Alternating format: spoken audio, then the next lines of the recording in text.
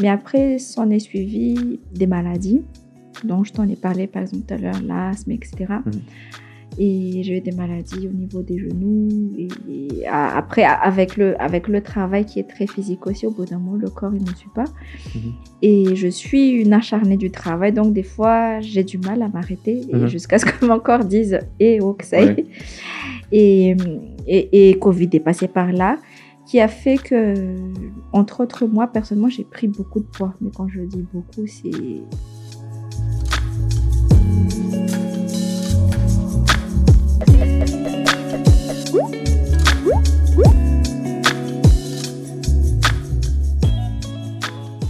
Aujourd'hui, on a la joie de recevoir Felan Radzonarville, artiste, photographe, manager, réalisatrice.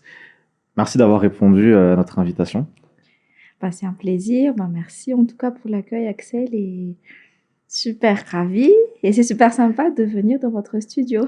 Ah, ça fait plaisir à entendre. Alors, ça fait maintenant un peu plus de 10 ans que tu fais carrière dans la photographie et aussi donc, la réalisation de films. Tu as accumulé de nombreuses sélections et récompenses.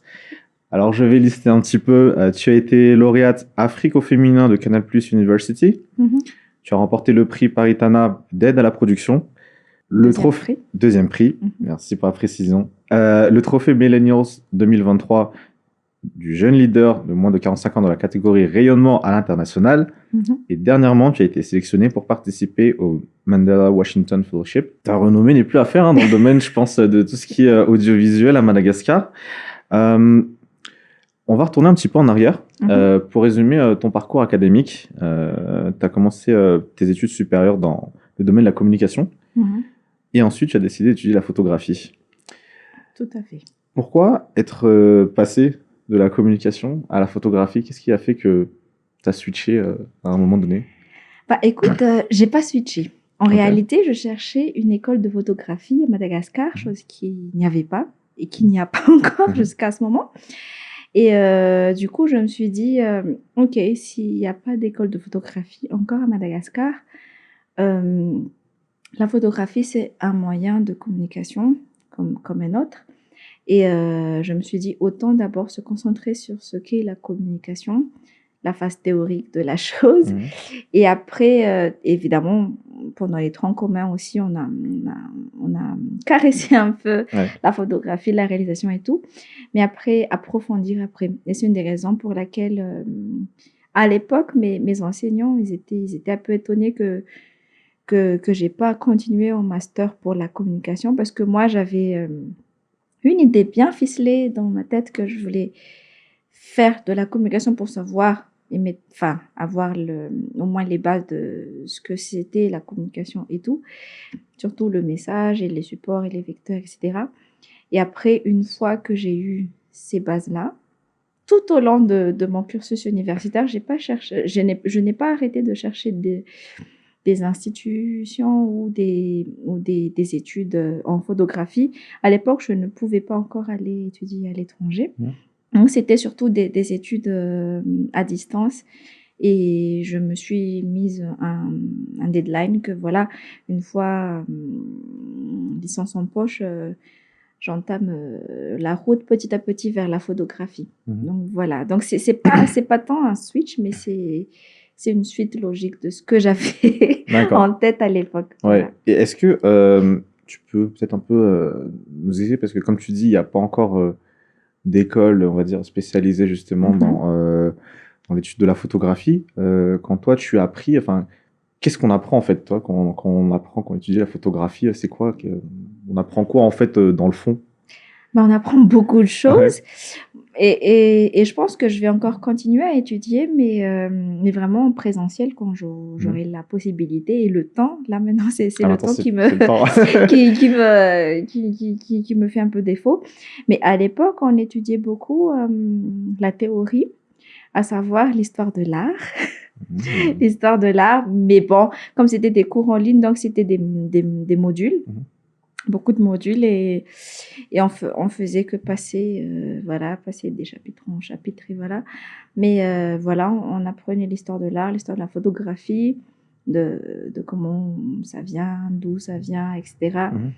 Et après, beaucoup de cours théoriques par rapport à ce que c'est le cadrage, l'exposition, etc., etc.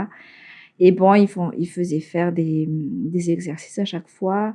Et comment on faisait des photographies de paysages, comment on faisait des portraits, comment on faisait des photographies sans lumière, avec lumière, un D'accord. flash, plusieurs flashs, etc. Mhm. Enfin, celui que j'avais suivi, c'était les bases, mais Mhm. après, j'avais fait beaucoup de tutoriels et beaucoup de formations après. Mhm. Mais voilà, grosso modo. Moi, je veux savoir, c'est vrai qu'à Madagascar, généralement, alors peut-être que les choses sont en train de changer et ils vont dire que c'est probablement pour le mieux. Mhm. Quand on est jeune et qu'on décide de s'orienter sur des métiers en rapport avec l'art, Mhm.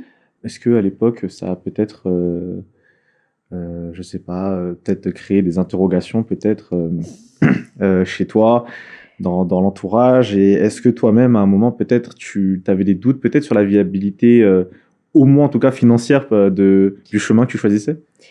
Ok, oui. Ok, oui. En réalité, j'avais créé mon entreprise, donc c'était une Mhm. agence de photographie en 2012. Mhm. Et à l'époque, je travaillais pour une grande entreprise hein, dans la distribution cosmétique. Et mais j'ai vu que c'était pas fait pour moi. Et j'avais décidé de tout arrêter.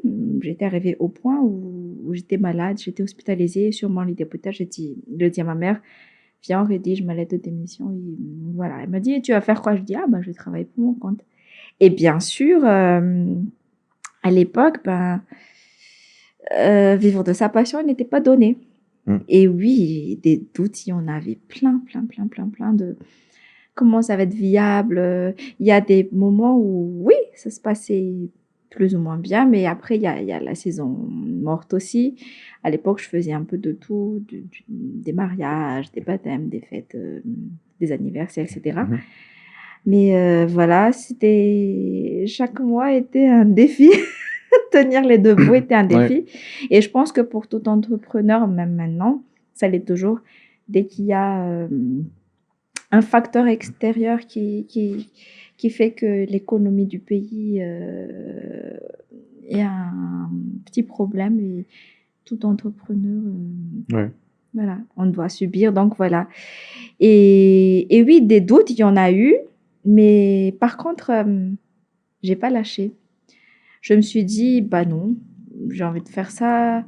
Je sais que je vais y arriver, mais comment je vais persévérer et comment je vais y arriver. Et j'étais jeune, j'étais une petite bout de femme qui venait d'un tirabé, qui ne connaissait quasiment personne à Tana, qui n'est pas ni fille d'eux, ni la connaissance d'eux, ni de machin. Donc arrive le moment où tu dois te définir par toi-même, de dire je suis habile dans quoi? Photographie, oui, mais dans quoi? Et je me suis de plus en plus spécialisée dans un registre bien précis.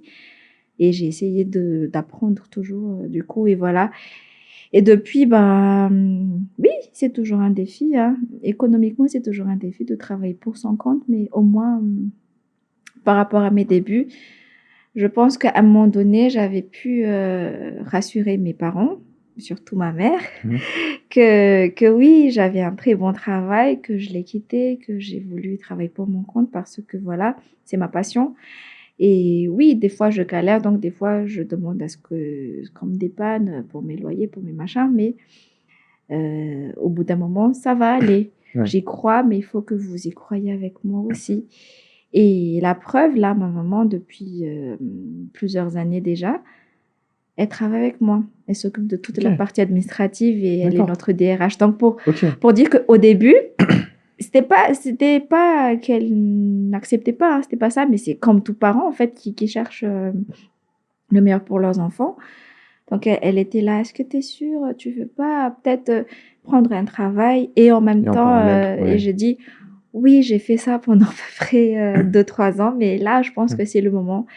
Et voilà, je pense que, voilà, les inquiétudes, il y en a eu, mais après, beaucoup d'aide et beaucoup de soutien aussi ont fait que 10 ans plus tard, 11 ans plus tard, je suis là et ça se passe plutôt bien. Ouais, l'histoire, t'auras de raison, hein. Ah oui, ah oui, ah oui, j'avoue. Tu disais justement que au début, quand tu as lancé ta propre société, Mhm, tu faisais un peu de tout, donc photos de mariage et autres types. Mais à un moment, tu décides de te orienter plutôt vers tout ce qui est photographie institutionnelle. mhm.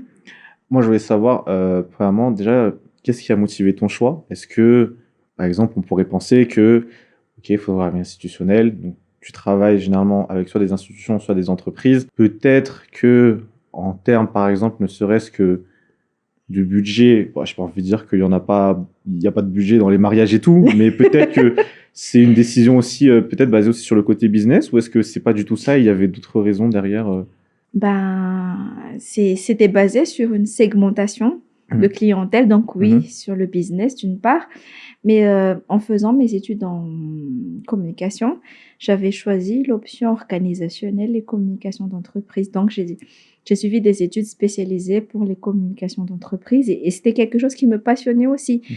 Du coup, j'ai allié ces deux choses-là. En 2012, j'avais travaillé pour une agence de communication à l'époque qui avait décroché un marché pour le projet Un bateau vie. Mhm. Et je pense que c'était mon premier corporate, je pense, hein. J'étais là-bas pendant un mois. Ah, quand même, hein. Un mois, et Mhm. après, on est retourné à Tana, puis on est reparti encore pendant plusieurs semaines de va-et-vient, plusieurs mois de va-et-vient. Et c'est là que j'avais trouvé que ça commençait à me passionner, ça commençait à me nourrir intellectuellement. Mhm. Donc, au-delà du volet business, parce que oui, effectivement, en institutionnel, il y a beaucoup et je pense qu'on se comprend, il y a beaucoup de cahiers des charges que tu dois suivre. Ouais. Mais bien évidemment, quand il y a des cahiers des charges à suivre, ben, forcément aussi, il y a des grilles tarifaires qui sont, comment dire ça, comme une sorte de barème. Ouais. Donc, d'une certaine façon, ça permet quand même de mieux évoluer. Et après, surtout, c'est le côté intellectuel, parce que chaque projet, comment moi j'aborde un projet, c'est qu'il faut que je me nourris de ce projet-là, il faut que j'ai le maximum d'informations. Donc, j'apprends beaucoup de choses avant de descendre, de faire des descentes sur terrain ou avant de traiter un sujet. Et ça me permet comment dire ça, de m'inspirer et voilà, comme je l'ai dit, de me nourrir Ouais. intellectuellement. Et après, il y a la valeur humaine. Parce que là, une fois en institutionnel, ça peut être une descente sur terrain au fin fond d'un Bossareti ou un reportage dans une usine ou dans un champ de maïs ou dans un champ de... C'est très éclectique, mais le fond, c'est qu'il y a toujours cet aspect humain, cette envergure humaine où tu dois aller vers les bénéficiaires ou vers les gens. Mhm. Et là, j'ai découvert que ça commençait à me passionner petit à petit. En 2013, j'étais devenue... Et ce qui a forgé aussi, et ce qui a confirmé ça, en 2013, lors il y avait un cyclone, je pense, je ne me souviens plus du nom. Et là, la Banque mondiale m'avait appelé pour devenir leur photographe officiel. Et c'était vraiment à partir de cette période-là que je me suis dit, OK, je vais me spécialiser dans ça. Je vais apprendre c'est quoi être un photographe institutionnel, c'est quoi les conditions requises, que ce soit en termes de matériel, en termes de niveau intellectuel. C'est pas juste prendre des photos, il faut tenir des discussions, il faut poser des questions, il faut beaucoup de choses. Et là, en fait, il n'y a plus cet aspect par rapport à soi-même de se dire que c'est un loisir, c'est un hobby, mais c'est vraiment un métier à temps plein où quand tu n'es pas sur le terrain, tu te documentes et quand tu reviens d'un terrain, bien sûr, tu fais les traitements, il y a les factures à faire, il y a les déclarations fiscales à faire, il y a plein de choses à faire.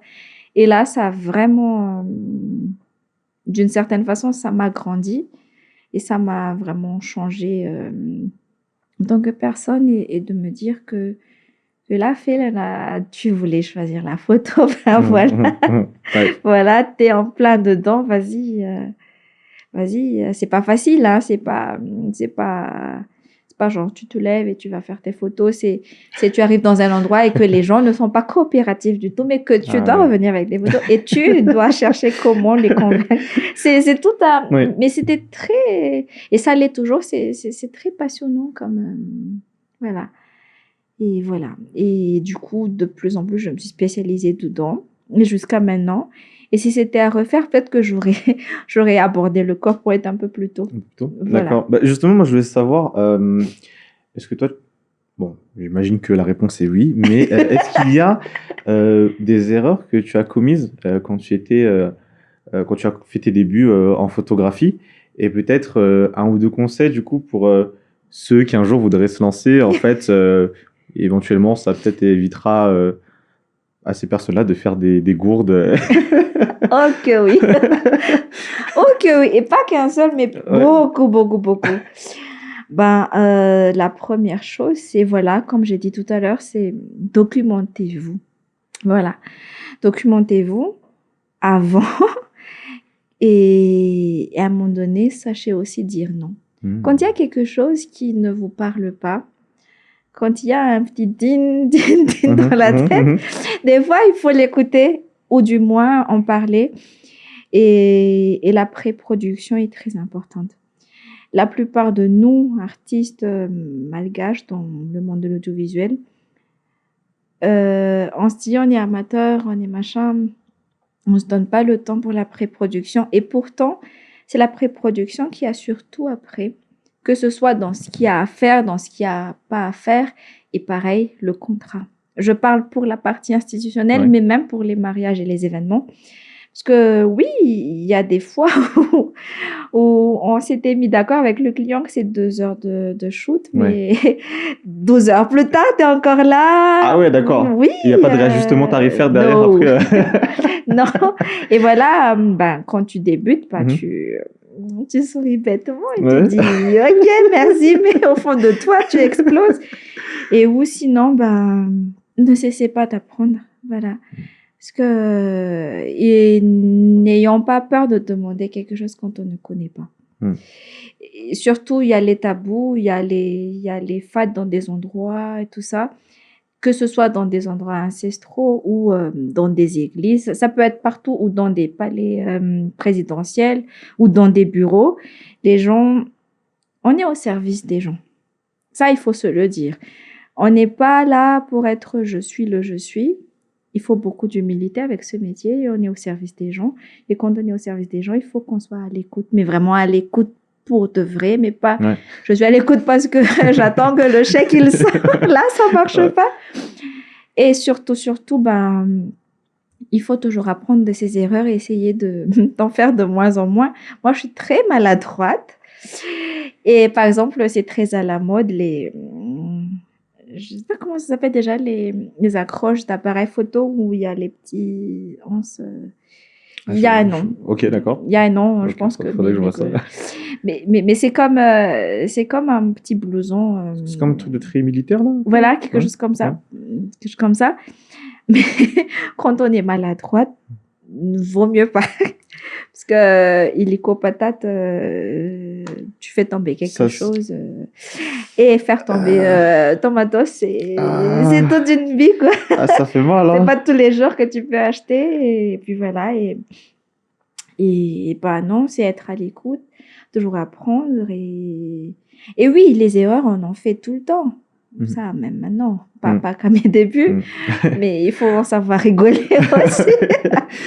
Ne pas trop se prendre au sérieux. D'accord. Mais être sérieux quand il le faut aussi. Et voilà. Mais sinon, j'insiste beaucoup sur le contrat.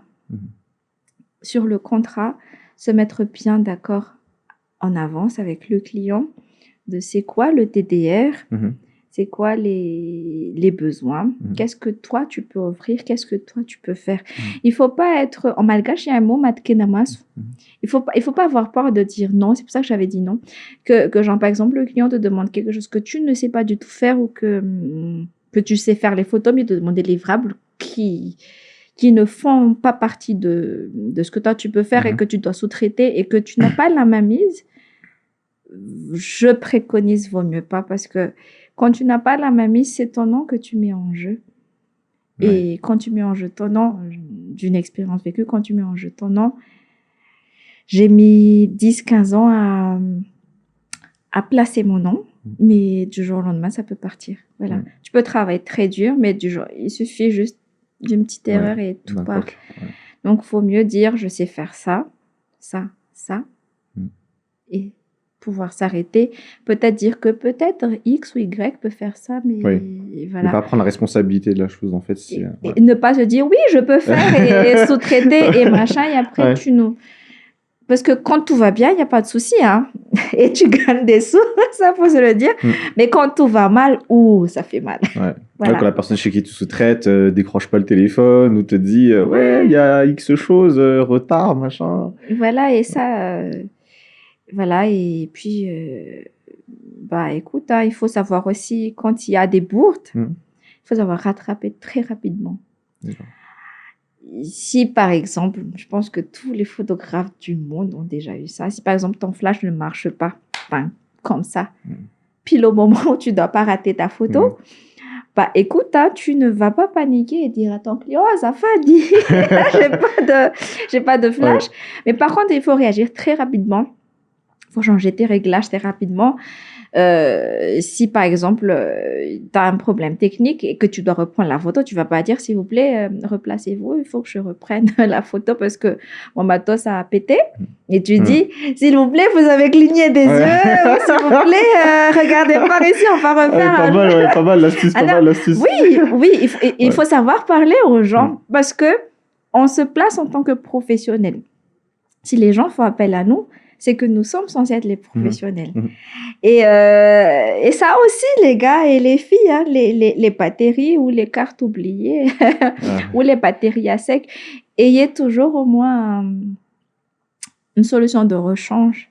Ça, je dis tout le temps parce que, voilà, des fois, on est à perpète et on ne peut pas revenir ou des trucs comme ça. Donc, il faut prévoir plus. Et même en termes de temps, si le client vous dit 2 heures de shoot, prévoyez 3 heures. Parce qu'après, si vous acceptez un autre shoot ou un autre projet l'après-midi ou la soirée, que quand ça décale, là, ça fait mal aussi. Et c'est beaucoup de stress inutile. Donc, essayez toujours Mais c'est toujours le contrat. Ça, j'insiste beaucoup parce que pas plus tard que récemment, il y a eu beaucoup de... La photographie a fait parler beaucoup d'elle. Et je pense que on aurait pu éviter ça. Le collègue photographe aurait pu éviter ça s'il a pu faire un bon pré-prod en amont, un bon briefing, un bon contrat, et bien savoir se documenter de où tu vas aller, qu'est-ce qui est permis, qu'est-ce qui n'est pas permis. Et voilà, mais comme dans tout métier. Hein, voilà. Merci pour les conseils. En 2014, avec ton mari, vous lancez Fireflies. On a rebrandé. Ok. Voilà. Est-ce que c'est ta boîte donc que vous avez rebrandé Yes. Ok, d'accord. Qui est donc une agence de production du visuel et événementiel. C'est bien ça? À l'époque, oui. À l'époque, ouais. Alors c'est vrai qu'après avoir commencé dans la photo, on peut dire que ça semblait être, on va dire, le next step le plus logique, d'une certaine manière. Ce rebranding, donc, en fait, il s'est fait pour quelle raison? Je veux dire, il y avait une opportunité qui est venue toquer à votre porte, et donc vous êtes dit, allez, on tente, et donc on rebrand en fonction la boîte ou... Oui, en fait, les opportunités, ils ont toqué depuis, elles ont toqué à la porte depuis à peu près fin 2012 pour la partie film et vidéo, mais à l'époque, moi, je me suis encore focus dans la photographie. Et pareil, en 2013, j'ai dit oui, mais pas encore maintenant. Mais aussi, c'était venu de quelque chose de très hilarant, vous allez rigoler. À un moment donné, j'ai commencé à avoir une équipe. Okay. J'étais la seule fille de l'équipe. Okay. Et à l'époque, quand j'avais créé mon agence de photographie, ça portait mon nom, Philana Radzonarville. Mais à l'époque, il était, comment ça s'appelle? Il était à la mode d'avoir des tenues où il y avait le logo de... Oui. Il y avait Imago, Luxari et tous nos confrères. Et imaginez-vous des gars qui portent des chemises avec le nom Philana Radzonarville. comme logo derrière et devant, c'était ridicule. Enfin, bon, c'était le nom de la boîte, mais voilà, et je me suis dit à un moment donné, ah non, c'est pas possible, il faut trouver un nom. Mais alors là, trouver un nom, c'est pas donné. Hein. Ah, c'est compliqué, c'est comme qu'on doit chercher une signature pour quand on fait sa CN pour la première fois, là, c'est pas évident. Et voilà, et puis on a commencé à avoir petit à petit des demandes en vidéo, institutionnelles et tout. Mais après, surtout en termes d'opportunités, il y a eu le numéro 2 de la FMI qui était venu ici. On faisait déjà de plus en plus de vidéos, mais pour des mariages, des événements. Mais en termes de corporate, en 2014, on a eu le numéro 2 de la FMI qui était venu ici. Et là, on s'était dit vraiment qu'il faut que ce soit quelque chose de sérieux quand même. Et puis... Parce qu'il vous a contacté pour une prestation? J'étais déjà parmi leurs prestataires en tant que photographe. Ouais. Mais après, il y a une équipe communication de Washington qui nous a contactés. Bref, on a vu que vous avez fait des vidéos, mais pour des événements, pour des particuliers. Mais il va y avoir notre numéro 2 qui va venir à Madagascar. Est-ce que vous pouvez couvrir et photos et vidéos? On ne veut pas avoir deux équipes différentes parce que voilà, c'est des personnalités où il faut des personnes habilitées, qui est accepté par le système déjà et que voilà, en termes de sécurité, quelqu'un qui connaît déjà les process et tout, qu'il ne faut pas s'approcher, il faut machin. Et là, on s'est dit, bah oui, on relève le défi, viens, on le fait alors. Et il y avait beaucoup de TDR et tout. C'est comme avec la photo, mais c'était juste, je disais juste, c'était en vidéo en plus. Et là, on n'avait pas encore de nom, c'était encore fait la narration Narvel, mais on n'a plus mis les chemises avec mon nom, mais on s'était mis tous chemise grise, je pense, quelque chose comme ça. Et après, on s'était dit que non, ça devient urgent de faire un rebranding et ne plus rester à faire que de la photographie, mais vraiment pour de vrai. Et voilà. Et puis, j'étais en mission sur la côte Est à un moment donné.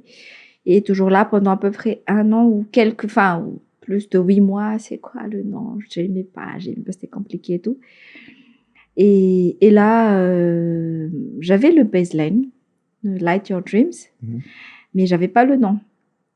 Et là, tellement claqué après avoir fait un shoot pour un calendrier d'un de nos clients de l'époque, tellement claqué, mais à un point inimaginable, et tellement fatigué aussi. Et pendant qu'on attendait les paiements et tout, et là, vous savez combien les clients peuvent vous appeler, mais à un moment, il n'y a pas d'heure quand ils ont besoin de vous. Mais pour vous payer, des fois, on vous fait attendre pendant des heures et des heures. Et là, il y a eu des lucioles qui ont volé.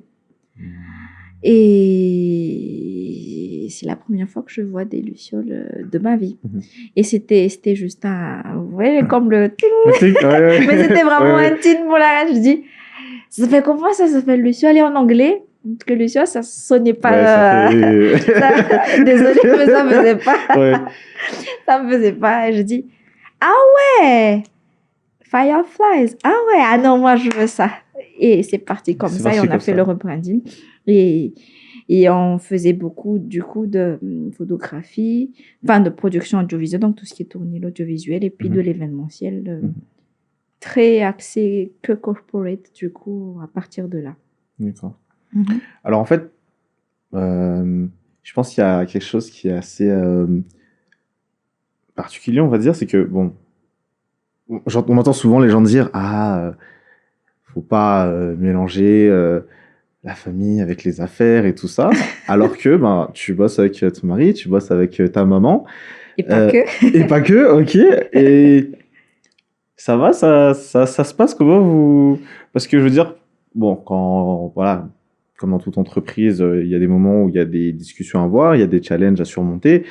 Comment vous faites pour séparer, on va dire, pour que quand, en gros, vous quittez le bureau, vous essayez de plus trop en parler, et puis, voilà, à ce moment-là, on oublie et on redevient mère...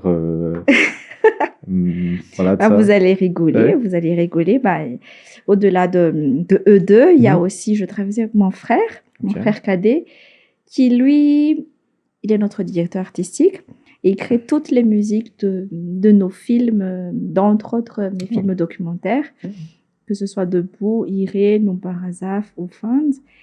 Et j'ai d'autres membres de ma famille aussi qui travaillent. Mais comme ils disent, il y a mon frère qui dit ça tout le temps, et d'autres collaborateurs aussi qui Mhm. sont pas de la famille. Hein. Mais il y a mon frère qui me dit, et c'est mon frère cadet, donc je suis la dernière de la fratrie. Ah, il me dit, pendant les heures de bureau, tu es notre boss, tu es notre manager, mais une fois les heures de bureau finies, bah, tu redeviens ma petite sœur. Ouais. Et pareil, bah, en fait, il faut savoir faire la part des choses. Et je fais partie de ces managers qui, quand on travaille, il n'y a pas de maman, frère, mari, cousin, cousine, machin. Non, il y a pas de favoritisme. Tous ceux qui me connaissent sachent que je suis très dans la méritocratie et je milite beaucoup dans la méritocratie, homme, femme ou handicapé ou personne valide ou autre. C'est pas ça qui définit une personne. Donc la force des choses en fait que ce sont des personnes de ma famille, mais c'est surtout dans la productivité et voilà. Et il y a cette fusion, cette cohésion. Par exemple, avec mon frère, on est très fusionnel et que quand je crée quelque chose, quand je crée un film ou quand j'écris, il suffit juste qu'on prenne le temps, qu'on discute un peu de ah j'ai envie de Ok. ça, ça, ça, ça, ça. Et il me faut des musiques qui parlent de ça, ça, ça, ça, ça. Et pendant une semaine, on se voit pas. Il est dans son bureau, il crée sa musique. Moi, je suis dans mon coin, j'écris Mhm. avec Ouais. la page blanche qui fait très mal à tous ceux qui écrivent. Et là, après, ben, quand on se concerte, après, ben, tout se switch à fond, tout se rejoint. Mhm. Toujours Ouais, à comme chaque les fois. Lego, ça se, Ça se. ça Il s'embrique, y ça a une se. Ouais. compréhension qui. Comment dire ça? Qui se crée et qui se Ouais. j'arrive pas à expliquer mais voilà il y a ce lien qui n'arrive pas à se défaire mais après aussi quand il faut dire qu'il y a quelque chose qui va pas ou qu'il y a des défis ou il y a bon parce que ça fait partie de mon travail ça fait Mhm. partie de travail de toute personne qui dirige aussi ben là tous ceux qui travaillent avec moi savent que il y a pas de on est amis, il y a pas de on est de la même famille. Ouais. Au boulot, on est tous dans la même Ouais, enseigne. Il n'y ouais, a pas de traitement de ouais. faveur. Et là, c'est pas moi, c'est le client qui est roi, c'est le client qui est Mhm. notre boss, comme ils disent déjà. Ouais. Et voilà, on est focus sur le deadline et le livrable. Et puis Mhm. voilà, chacun a ses objectifs à faire. Et oui, quand il faut cogner la table, parce que quand il faut, ben voilà. Mais sinon, peut-être c'est surtout aussi la philosophie de comment j'essaie depuis le début, quel type d'entreprise moi je voulais. Mhm. Je voulais une entreprise où on grandit ensemble, qui Mhm. se considère comme une famille. Et j'essaie d'inculquer cette valeur-là, qu'on est ensemble, on grandit ensemble. Les réussites d'une des personnes de l'équipe, c'est la réussite de tout le monde. Mhm. L'échec d'une des personnes de l'équipe, c'est l'échec de tout le monde. Donc, Ouais. voilà, si un tel a bien réussi un travail donné, Mhm. bah, c'est super, c'est pour toute l'équipe. Par Ouais. exemple, le prix Millennial, je l'ai reçu, mais c'est pour toute l'équipe. Pour tout de suite, ouais. Mais si, par exemple, il y a un tel qui n'a pas pu respecter son deadline ou des trucs comme Ouais. ça, bah, c'est toute l'équipe qui morfle. Ouais. Et voilà, et c'est pas toujours facile, mais c'est trouver cet équilibre-là et toujours être à l'écoute et responsabiliser tout le monde que voilà, Mhm. c'est ça, c'est grandir ensemble. Donc si ça passe, bah, c'est nous tous. Si ça Ça passe casse, pour bah, tout le monde, c'est c'est nous pour tout le tous. monde, ouais. Donc ceux qui n'ont rien fait, bah désolé les gars, mais Voilà, vous êtes dans le bateau avec nous. voilà. Donc voilà, Et aujourd'hui, vous êtes t'as combien de collaborateurs? une dizaine, on est 12 ou 13, Ouais, quelque chose comme d'accord. ça. Mhm. Ok. Alors, on fait un tout petit bond en avant. Yes. On se retrouve en 2022. Mhm. Tu as réalisé et sorti avec ton équipe donc le film documentaire Debout, Mhm. qui était en coproduction avec Canal+. Oui. Et ça a été tourné au profit de l'Association des femmes handicapées de Madagascar, Tout à fait. qui fêtait en fait à ce moment donc ses 10 années d'existence. Avant qu'on parle du film en lui-même, comment ce projet est-il arrivé sur les bureaux de Fireflies? C'est quoi l'histoire derrière? Bah, l'histoire derrière, c'est des femmes. Donc, avec Ounzatine, la DG de Canal+, on était... parce qu'auparavant, j'avais déjà réalisé le film documentaire Fins. C'est un petit film documentaire court qui a fait que je sois la lauréate de Canal+ University en 2019. Et après ça, en 2021, j'avais réalisé un film pour Canal+, où je mettais en avant les femmes de Canal+. J'avais donc les femmes leaders, donc savoir l'envers du décor, que être une femme leader, ça requiert quoi? Et derrière le fait d'être une femme leader, il faut être une femme, une mère, et après une femme leader dans son métier, donc une professionnelle.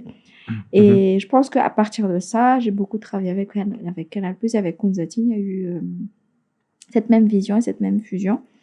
Est venu le jour où Fanzara Zakabon est venu voir Onzatine, et après, par la suite, est venu me voir. Il nous a parlé justement de la célébration des 10 ans de AFAM. Et si on était open pour réaliser un public reportage, je l'avais dit à l'époque, pour l'association, pour ça. Et avec Onzatine, on n'a pas hésité du tout. On s'était dit, ok, mais nous, on ne fait pas de public reportage. Par contre, moi, j'ai dit, je voudrais bien faire le film, je voudrais bien réaliser le film, mais je ne fais pas de public reportage parce que c'est quelque chose de très engageant. Donc, si on veut le faire, on fait un bon film documentaire. Après, j'ai suivi aussi beaucoup de formations avec Canal+ Université, d'autres enseignes. Donc, je dis, c'est le moment de faire un bon film documentaire qui, toujours dans cette mise en lumière de la femme. Donc, toi, ça t'intéresse aussi, moi, ça m'intéresse. Ok, qu'est-ce qui nous empêche? Donc là, est devenu, comme tout projet, c'est l'aspect budget. Et là était venue l'idée de, ok, c'est quelque chose qui nous touchait à cœur et tout. On s'est dit, bah, ok, on va coproduire le film ensemble pour faire quelque chose. Et voilà, c'est pas qu'elles sont des femmes handicapées, qu'elles doivent s'attendre à avoir quelque chose de simple, mais qu'on puisse leur donner la mise en lumière qu'elles méritent d'avoir par rapport à leurs défis au quotidien. Et voilà, donc Fanza est venue nous voir après ça. On a eu beaucoup de réunions avec Fanza, Onzatine, Fela et moi-même. Et c'est là où est venu Debout. Voilà. Ouais. Le film a été projeté donc en fait lors de la cérémonie de clôture de cet anniversaire. Cérémonie qui avait été placée donc sous le haut patronage de la première dame, et était présent aussi lors de cette cérémonie. Il y avait beaucoup de femmes leaders dans leur domaine respectif, beaucoup de femmes influentes, aussi bien au niveau du monde politique, économique ou culturel. Je veux savoir, est-ce que à ce jour-là, peut-être, tu ressens une pression particulière vis-à-vis de... Non? Non. Ça... La pression était avant. Ouais. La pression était pendant l'écriture du film, pendant le tournage et le montage du film, de comment je pouvais retranscrire le plus honnêtement possible à leur valeur, leur vie à travers le film. La diffusion, non. J'ai pas du tout de pression. Au contraire, j'étais contente que ces personnes-là étaient là. Parce que c'était les personnes qui sont destinées à voir ce genre de film. Ils sont destinés à voir le quotidien de ces personnes handicapées-là et toujours dans cette vision de militer pour la méritocratie. Donc là, je pense que Debout a bien rendu hommage parce que là, on a eu 4 profils de 4 femmes handicapées. Fela qui est la présidente nationale de AFAM, mais qui est aussi le manager du centre Simba d'Abtour, où elle accueille des enfants handicapés et où elle essaie d'en donner des éducations et tout ça, et de les accompagner au mieux. On a eu Norina, qui est une chef à Majinga et qui dirige une équipe de jeunes très dynamique, la dame. C'est vraiment, moi je l'appelle la dame de fer. Non, mais vraiment, elle se lève à 4 heures du matin, mais comme tout chef et traiteur, elle finit très tard. Mais la dame, jamais elle te dit qu'elle est fatiguée. Ah ouais, hein. Et toujours en sourire. Et il fait chaud à Majinga, mais la dame, elle... Wow. Si elle peut voir cette vidéo, bah, Coco Norina, waouh, une femme très inspirante. Et puis, il y a eu Laj, Laja Numenzanar, qui est une motivational speaker qui essaye d'inspirer les jeunes et de les convaincre de prendre en main leur avenir. Et oh là là, quand on suit aussi son quotidien, comment elle doit se débattre, avoir une place dans le bus, elle doit marcher, monter 4 étages tous les jours, là tu te dis, waouh, tu te dis mes respects, elle n'a pas pu aller à l'école parce que voilà, elle est handicapée. Et elle a un de ses pieds qui est handicapé et puis ses deux mains. Mais non, elle est vraiment plus vivante que qui que ce soit dans ce monde, je pense. Et elle a une vision très précise de sa vie. Et cette force où ce qui ne nous tue pas nous rend plus forts, ça c'est vraiment une leçon de vie avec l'âge. Et puis, on a Marie-Claire qui vient de Tiongbé. Une maman, à l'époque, elle était maman d'un petit garçon de 7 ans. À cause de la poliomyélite, on a dû le couper juste en bas de, voilà, début de sa jambe. Mais elle a pu donner naissance à un enfant et voilà, c'est dans le sud, elle est perçue comme quelqu'un où c'est une maladie qui va se transmettre, quelque chose comme ça, des fois. Mais la femme, elle ne lâche pas, elle est crocheteuse et elle est vendeuse ambulante aussi. Elle gagne pas beaucoup, mais quand on voit son fils, hein, comment elle éduque les valeurs humaines et tout, on se dit waouh. Donc ça, c'était surtout la pression de pouvoir retranscrire qui elles sont, leurs défis, sans tomber dans le misérabilisme et le s'il vous plaît, ayez pitié. Non, non, non. Et elles ne demandent pas la pitié de qui que ce soit. Au contraire, elles ont cette force-là. Et c'est elle qui nous dit, même à nous valide que arrêtez de vous plaindre, c'est bon là. Et c'était ça la plus grande pression. Et j'étais contente que ces personnes-là, on peut voir, parce que voilà, il y a eu des dirigeants d'entreprise, il y a eu des élus, il y a eu la première dame. Il y a eu la présidente du Sénat, il y a eu toutes les femmes élues. Et j'étais très contente parce que ces personnes-là ont pu voir que oui, les personnes handicapées sont des citoyens comme tous les citoyens. Et oui, peut-être qu'ils sont handicapés par leurs membres, mais ici, hein, oh là là, ça s'arrête pas du tout. Et voilà, ce n'est même pas ayez pitié de nous, non, c'est juste... la méritocratie, voilà.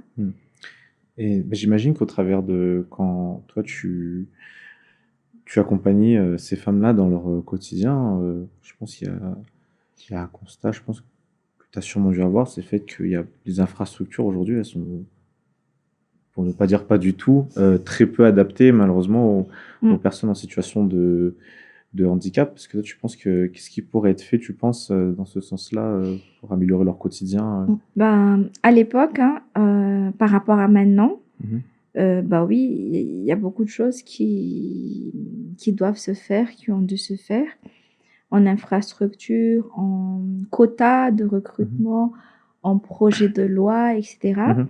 Mais là, depuis quand même un petit bout de temps, il y a fait là qui... à la sortie de mon deuxième film, Irène, il y a fait là qui a fait un petit plaidoyer, qui a d'une certaine façon dit qu'un an plus tard, les choses commencent à bouger. Grâce au film et grâce à tout le lobbying qui s'était fait autour du film, entre autres, ça a fait faire son petit bout de chemin et petit bout de boom au cœur des gens. Et que voilà, il y a eu beaucoup plus qu'auparavant de personnes handicapées qui ont été recrutées.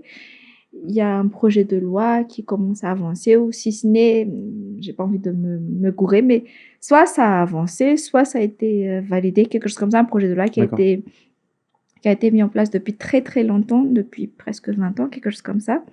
Et que grâce à la sortie du film, cette mise en lumière, parce que c'est pas tant le film, hein, c'est leurs histoires, donc c'est... Et je pense que c'est ça, les gens ne savent pas forcément c'est quoi le quotidien de ces personnes-là. Et je pense que là, avec Fin, Zaounzati, Fel, on s'était dit, là, on a fait notre travail. Parce que l'idée, c'est vraiment de faire changer petit à petit, et même le regard des gens vis-à-vis des personnes handicapées ont changé. de ce qu'elle a dit, hein, Mhm, à l'époque, de ce qu'elle a dit, si je ne me cours pas, c'est que les gens sont de plus en plus bienveillants. On ne demande pas la charité, elle dit, mais les gens sont de plus en plus bienveillants. Dans mhm. les bus, les gens se lèvent.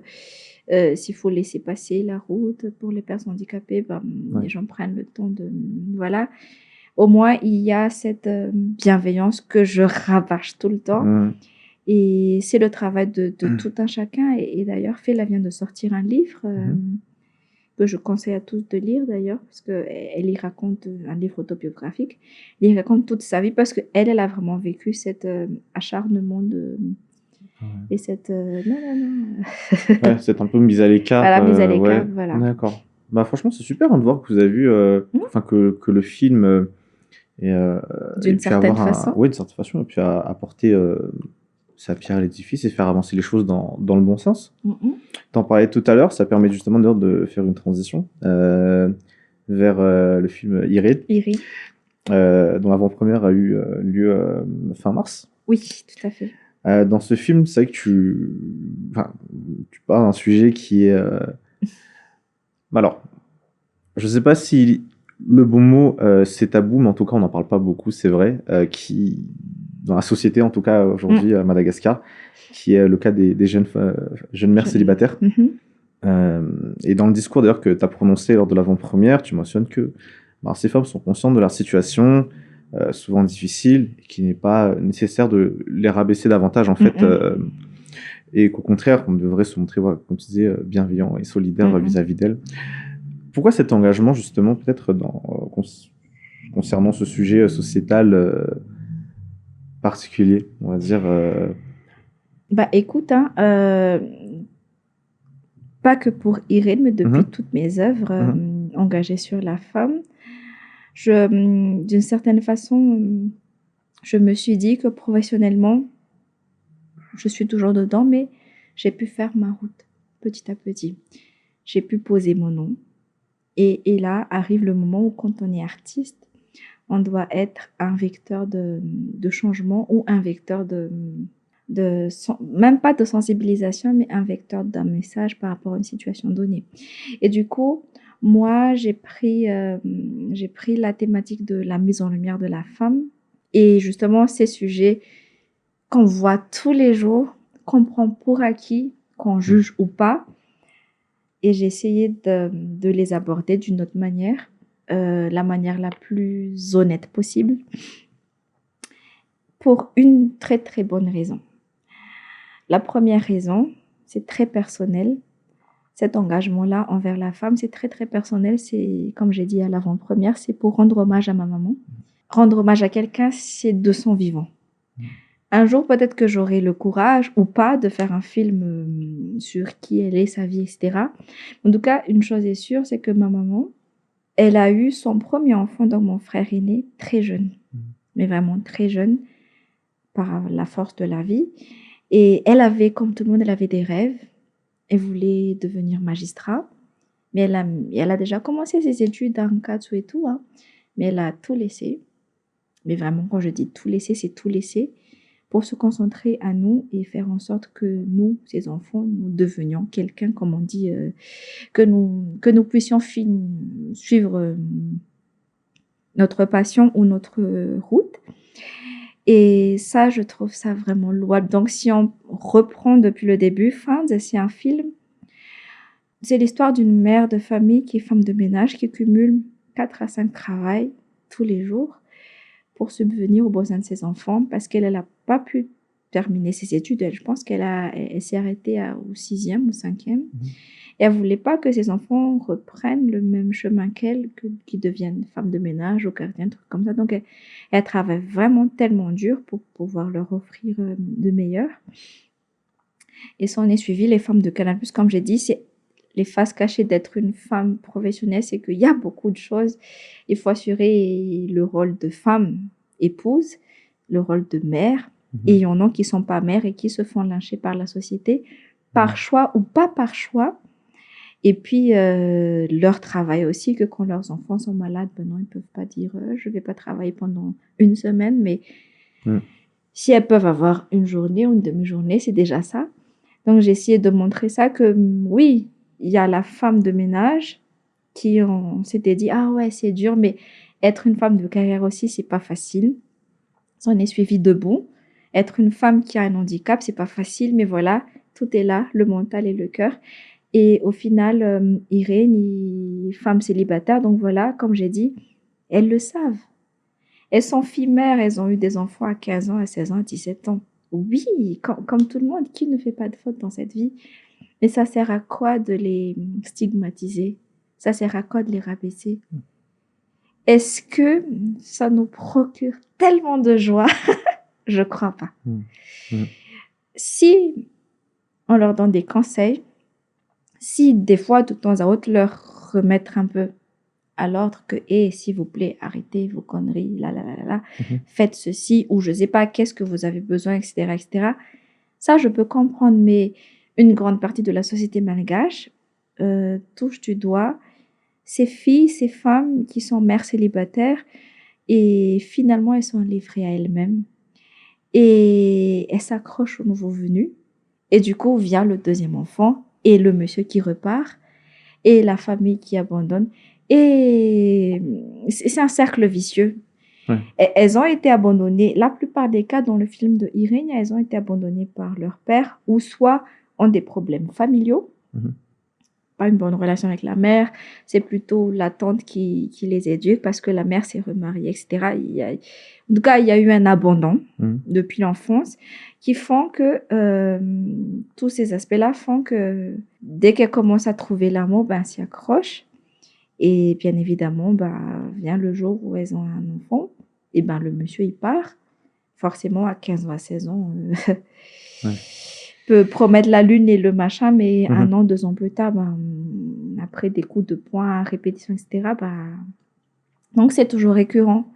Et c'est ça que j'essaie à travers Irène, si avec Debout, j'avais suscité la bienveillance des gens par rapport aux personnes handicapées, que non, c'est pas leur handicap qui définissent qui elles sont. C'est des personnes à part entière qui sont dotées d'un très fort potentiel intellectuel et voilà, ils ont leurs mains, ils ont leur tête, ils peuvent faire beaucoup de choses et ils n'ont pas besoin de notre charité, mais juste le respect. Avec Irène, le même refrain, la bienveillance, la bienveillance, la bienveillance, mais surtout l'écoute et peut-être un peu d'entraide. Mais en tout cas, surtout pas de « Ah, t'aurais dû, ah, mais celle-là ». Et d'ailleurs, c'est une des raisons pour laquelle le titre est Irène. C'est à double connotation. Irène, entre parenthèses, le I. Oui. C'est, voilà, Irène, ça veut dire celle-là, c'est quand on stigmatise ces femmes-là. Et puis, Reine, même si elles sont des filles mères, ça n'enlève en rien le fait qu'elles soient mères. Et je l'ai suivi. Oh là là, c'est beaucoup de sacrifices. Et tout ça, ça me revient à mon vécu, à ma mère qui est là maintenant, elle est notre DRH et elle s'occupe de toute la partie administrative aussi chez Fireflies, mais elle avait son rêve. Mais voilà, quand on devient mère, on met de côté notre rêve pour faire vivre le rêve de nos enfants. Et ça, je pense que c'est louable. Il y a pas... Et qui que ce soit, mère dans cette vie, je pense que elles font toutes la même chose pour leurs enfants. Que ce soit une mère, une femme de carrière, une mère célibataire, ou même celle qui évolue dans la politique et tout, il y a le mot en malgache, enfin, il y a une manière de dire en malgache, le funjen, le cœur d'une mère, c'est très précieux et voilà. Et donc, j'essaie vraiment de rendre hommage à tout cet aspect-là pour ma mère, pour lui dire merci et que pour lui rendre fière que un peu plus d'une trentaine d'années plus tard, tu as, après avoir donné naissance à une fille, ta fille essaie de te rendre fière avec tout ce qu'elle fait et que voilà, c'est ton vécu, mais c'est le vécu de beaucoup de femmes aussi. Voilà. Oh. Quel hommage. Quel hommage, vraiment. On parlait de la femme, on va encore parler de la femme, parce que dans un article qui date de 2021, tu dis, je cite, dans notre pays, la femme se doit de donner 2 ou 3 fois plus pour justifier sa place et s'imposer. Dans ton parcours professionnel à Mhm. toi, euh, est-ce que tu penses qu'il y a eu des challenges que tu as dû relever qui étaient uniquement liés au fait que tu sois une femme? Ok, oui. Ouais. Et pas qu'une fois. Bah oui, tout le temps, bah, quand tu es une femme, bah, tu dois prouver 2 fois, 3 fois plus que tu mérites. Surtout à tes débuts, que tu mérites ta place, voilà, que tu sais faire ça. Et quand, par exemple, moi, j'ai choisi le métier de la photographie à l'époque, après de l'audiovisuel, c'était à l'époque considéré comme un métier d'homme dans le monde de l'institutionnel. Forcément, et quand tu es un petit bout de femme qui chose du pointure 34, on te regarde, on te regarde, t'es sûr? Avec tout ton moto, ces machins-là, tout ce TDR-là, t'es sûr? Mais dans le pays, là, ça commence à changer, hein. Depuis à peu près, je dirais les 5 dernières années, ça Mhm. commence à changer. Je ne sais pas si c'est dû pour mon expérience, après, je ne sais pas pour les autres femmes, mais pour mon expérience, je ne sais pas si c'est dû à mon parcours qui a évolué aussi par rapport à mes débuts. Mais il y a le respect qui commence voilà, se prendre place quand dans des réunions, tu dois, parce que voilà, tu es prestataire de service, donc tu préconises à tes clients que ce serait mieux si ce soit ça, ça, ça, ça, ça. Si avant, on faisait vraiment semblant de t'écouter, on t'écoute pas du tout. Là, par contre, on te demande ton avis et on te donne plus de respect. Et Mhm. voilà, cette méritocratie que je milite tant, en fait, c'est par rapport à ma vie. Parce Mhm. que voilà, quand tu es une femme, ben, c'était compliqué. Ouais. C'était compliqué, mais après, le plus important, et ça, je pense que c'est le petit conseil que je donnerais aux femmes, qu'importe le métier que vous Mhm. allez faire, ne cédez pas. Il y a beaucoup de personnes, malheureusement, il y en a encore. Et il y a des femmes aussi qui acceptent, hein, qui d'une certaine façon, corrompent. Ils essaient de corrompre un peu par allez, vas-y, viens avec moi, Mhm. machin, si tu Mhm. veux être X, Y, que je veux Ouais. faire de toi, machin.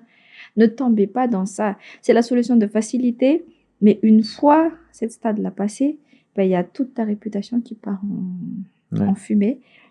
Peut-être que ça prendra un peu plus de temps de créer ton chemin, mais vraiment dignement. Travail dur 2 fois, 3 fois plus, ça ne peut que être bénéfique, voilà. Mais fonce, fonce, fonce. Il n'y a que le travail qui paye. Apprends et travaille. Mhm. Et prouve de par qui tu es quand tu es sur le terrain, si tu es photographe. Sois classe. Mhm. Ne va pas avec des jeans distro et machin. Et pourtant, tu dois photographier une convention à Novotel ou à Mhm. Radisson, par exemple. Désolé de dire des endroits et une situation précise, mais Mhm. c'est un exemple. Ouais. Je dis pas c'est quoi la tenue adéquate ou n'arrive pas trop tard Ouais. à un rendez-vous parce que tu t'es fait tes ongles ou tu t'es fait tes cheveux. Et si tant est que tu sois légèrement en retard pour X raison, Mhm. informe ton client, informe les gens.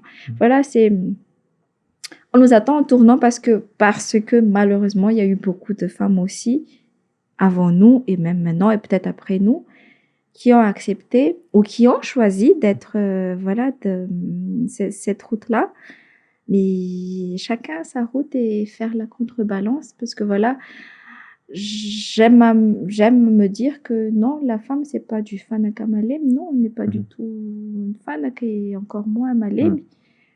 On est des individus comme les hommes. Moi, je ne suis pas tant dans le combat de l'égalité homme-femme, je suis dans le combat de la méritocratie. Si une femme mérite un poste plus qu'un homme, pourquoi pas? Bah, si elle mérite pas, bah, elle mérite pas. Ouais. C'est pas grave, elle apprendra ou elle fera autre chose, mais il n'y a pas de favoritisme, il n'y a pas de... devrait pas y avoir ça. Ce que j'aime beaucoup dans ton histoire, c'est que tu l'as souvent répété, c'était le mot méritocratie. Et particulièrement, je pense, dans le cas de Madagascar, je pense qu'il y a beaucoup de gens qui ont perdu espoir par rapport au fait que la méritocratie, c'était quelque J'avoue. chose qui existait encore, ou tout du moins qui était un minimum reconnu Mhm. dans notre pays. Donc, c'est vrai que je pense que t'es la preuve, hein, la preuve vivante que c'est tout à fait possible, C'est tout à fait possible. voilà, de rester droit dans ses chaussures et en accord avec ses valeurs Tout à fait. et de se faire un nom. Voilà, se faire un nom. Et là, je pense que beaucoup de gens se disent « Ah, fais-le parce qu'elle connaît machin ». En 2006, à mon arrivée à Tana, je connaissais personne. Step by step, tu crées ton nom. Et ton nom se crée, tu connaîtras les personnes quand elles seront satisfaites de tes services. Voilà, par exemple, je fais beaucoup de portraits noirs et blancs institutionnels. Et entre autres, je fais beaucoup de portraits de personnalités. Pardon, c'est des personnes que je connaissais pas du tout, qui étaient quasiment inaccessibles, mais qui sont actuellement devenues des amis parce que, voilà, par ton travail, ces personnes-là t'ont connu, ont reconnu ton travail et t'ont par la suite recommandé à d'autres personnes et ainsi de suite. Jusque-là, depuis mes débuts jusqu'à maintenant, j'ai jamais prospecté, même pas une seule fois. Mais c'est vraiment ma philosophie, c'est ça. C'est un client qui est content pourra me ramener pas 10 clients, mais ne serait-ce qu'un autre client et ainsi de suite. Et voilà, faire mon chemin petit à petit, step by step. Moi, c'est ma philosophie. Il ne faut pas être trop gourmand d'un coup non plus parce que voilà, le succès, c'est quelque chose qui arrive comme ça. Et ça peut repartir comme ça. Mais petit à petit, tu crées ton chemin, tu tombes. Quand tu tombes d'un peu par là, ça fait mal, mais moyennement. Mais quand tu tombes de très haut, ça va. Là, tu te casses les os et voilà. Alors là, on arrive sur la fin de notre discussion et il y a deux dernières choses que j'aurais aimé voir avec toi. À l'occasion de la Journée internationale pour les droits de la femme, tu as exposé une série de photos que tu as nommée Curves and Shadows. Cette exposition, je cite, est un regard très personnel sur ta vision de la femme. Qu'est-ce qui t'a poussé à faire une exposition qui va dans ce sens et exposant les aspects du corps de la femme de la manière dont tu l'as fait Alors, cette série Curves and Shadows est la série qui a fait que j'ai eu le 2e prix du prix d'art contemporain Paris-Tana en 2020.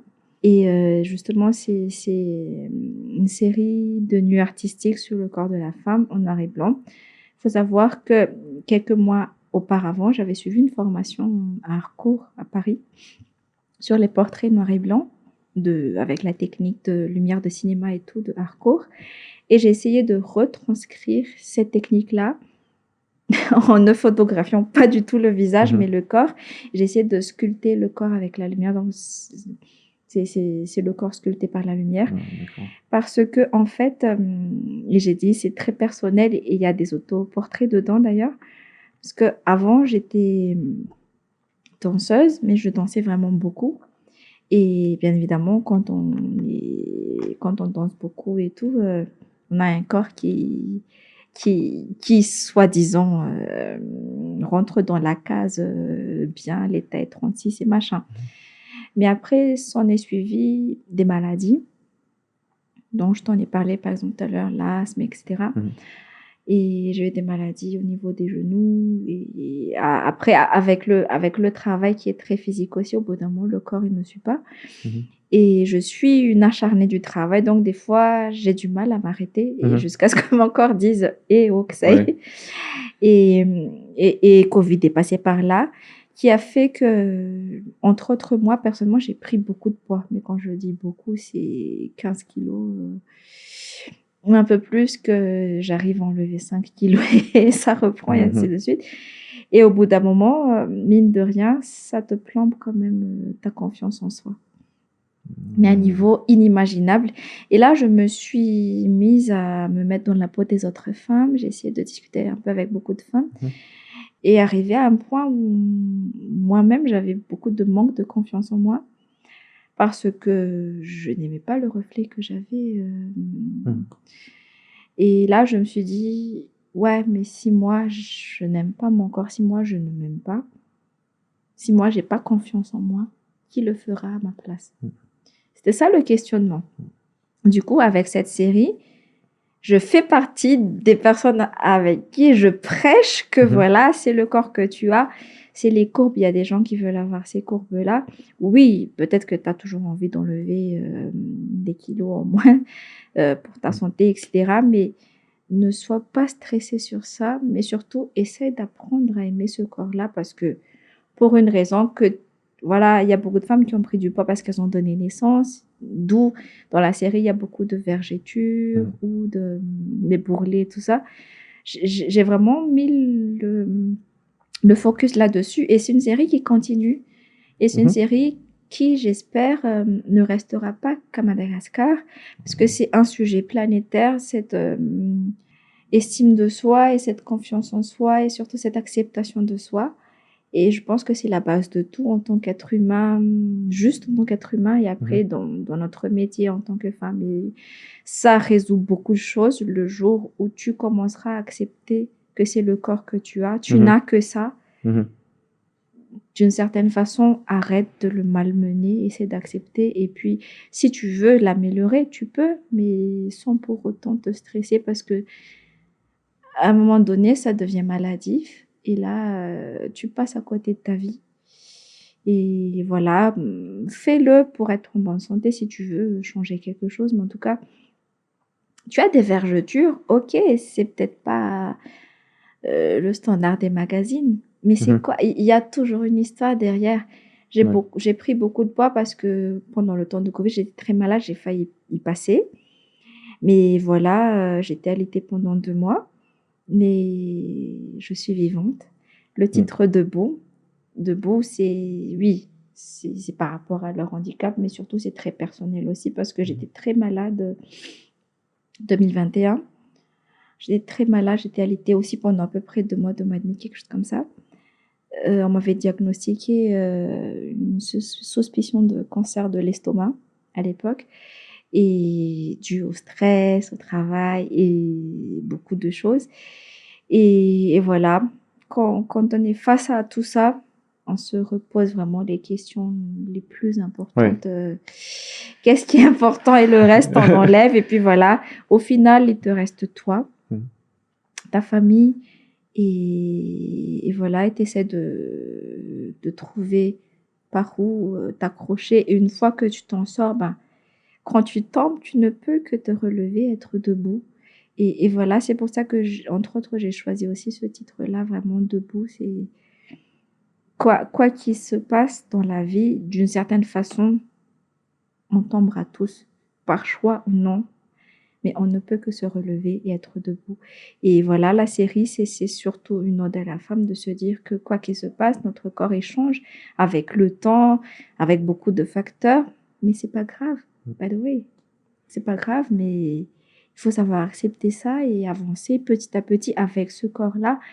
Si les pantalons 36 ne rentrent plus, achète. Achète la tech. Voilà, et puis finalement, les courbes, elles sont. Quand j'ai fini la série, et surtout, le format que j'avais choisi, c'était un format presque artériel. Et j'avais choisi que ça soit élancé comme ça. Et vraiment, quand j'ai vu toutes les photos, c'est là que je me suis dit, ah, mais c'est magnifique. Ouais. Ça t'a même aidé, en fait, c'était comme une thérapie pour toi. Non, c'était une thérapie pour moi. C'était réellement une thérapie pour moi. Là, je me dis, j'aimerais bien revenir à ce corps-là, mais sans me forcer, sans me faire violence, mais voilà. Mais surtout, j'ai envie d'être en bonne santé. Être en bonne santé, c'est bien manger, bien dormir. C'est un défi, ça. On a trop au travail. Bien s'hydrater avec le travail et tout. Mais voilà, c'est de se dire que voilà, on n'a qu'un seul corps. Il faut même pas le chouchouter, mais il faut être à l'écoute. Et c'est une série que j'espère vraiment que ça fera le tour, ça fera son petit chemin et que ça pourra aider d'autres personnes aussi. Parce que voilà, si on n'a pas confiance en nous, si on ne s'accepte pas, qui va le faire à notre place? Franchement, on espère que ça pourra faire son bout de chemin. Dernière question, c'est pour savoir, après avoir, grâce à ton équipe aussi, réalisé autant de choses, après avoir eu autant de reconnaissance, soit au travers de prix ou autres, c'est quoi les projets qui t'attendent dans les mois ou les années à venir? Ça fuse beaucoup là, mais là tout de suite,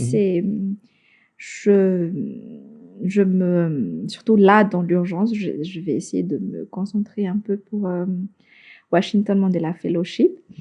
Et toujours dans ce projet de la mise en lumière de la femme, mais je vais essayer un peu d'ouvrir encore un peu plus là dans le monde international, pas tant pour être famous, c'est pas pour être être au devant de la scène, mais que ce soit l'histoire des femmes handicapées ou des mères célibataires ou accepter son corps et acceptation de soi.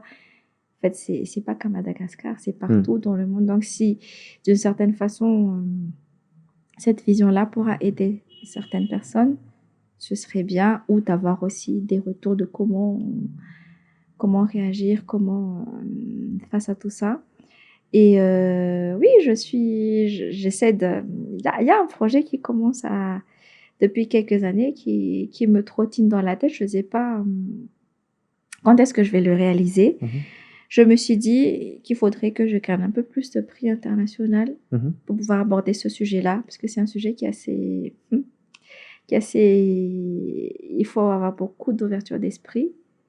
Parce que j'ai envie toujours de voir la vie des gens, de se mettre dans la peau des gens et de se dire que oui, par les mœurs, ça peut être bien, pas bien, etc., comme les femmes célibataires. Mais leur quotidien, c'est quoi exactement? Donc, il y a un sujet qui vraiment me trotte dans la tête. Je ne sais pas quand est-ce que je pourrais le réaliser. Et voilà, peut-être que bientôt aussi, je vais plutôt aborder... Je le fais déjà de temps à autre, les séances de partage et tout, mais je vais essayer de faire un peu plus dans ce registre-là. J'ai un leitmotiv qui s'appelle « Inspire and be inspired ». Donc, je me suis inspirée de beaucoup de gens, de ma mère, de beaucoup de femmes leaders, de femmes de tous les jours au fil de mes voyages. Mais j'aimerais aussi inspirer les autres personnes à travers mes œuvres, à travers mon parcours, à travers mes échecs et mes réussites. Et voilà, donc je vais voir comment ça pourra prendre place. Mais en tout cas, je vais essayer de petit à petit aller dans ce registre de partage. Peut-être pas de formation parce que j'ai pas encore l'habilité pour le faire. Mais en tout cas, faire un peu plus de partage pour les jeunes femmes malgaches surtout. Qui désirent trouver leur chemin, que ce soit dans l'audiovisuel ou autre chose, mais surtout de se dire que quand tu as un rêve, crois en ton rêve et vas-y. Bah écoute, je vais te dire merci pour cette discussion, pour cet échange où tu nous as partagé pas mal de choses personnelles aussi, donc je voudrais te remercier pour cette transparence, cette honnêteté. Merci pour la confiance, c'est vraiment, je souhaite beaucoup de succès professionnel, mais avant tout, tout ce qui est autour de la santé et autres, vraiment, que ce soit une priorité. Merci beaucoup. Merci beaucoup en tout cas de m'avoir accueilli ici, Axel. Merci pour ta bonne humeur et à toute ton équipe. On est très à l'aise, du coup, voilà. Ça... Donc, je t'avais dit, je suis une pipelette, donc ça... Ça aide, moi ça m'aide. Merci.